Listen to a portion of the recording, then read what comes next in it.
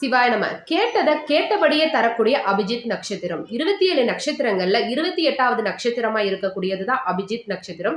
இந்த நட்சத்திரம் யாருக்கும் பயன்படக்கூடாது அப்படின்றதுக்காக கிருஷ்ண பகவான் தன்னோட மயிலிறகுகளை எடுத்து வச்சுக்கிட்டாங்க அப்படின்னு சொல்லுவாங்க. இந்த அற்புதமான நட்சத்திரம் என்னைக்கு வருது அப்படின்னா நவம்பர் மாதம் 25ஆம் தேதி நள்ளிரவு தாங்க வருது. நள்ளிரவு அப்படின்றதால கண்டிப்பா எல்லாரும் இருப்பீங்க வீட்டுல. அந்த நேரத்துல நீங்க முழிச்சிருந்தீங்கன்னா கண்டிப்பா இந்த நேரத்தை தவற விட்டுடாதீங்க. இந்த நேரம் எப்ப வருது அப்படின்னா இரவு 25ஆம் தேதி செவ்வாய்க்கிழமை இரவு 11:46 இருந்து 12:10 வரையும் இந்த நேரம் இருக்கு.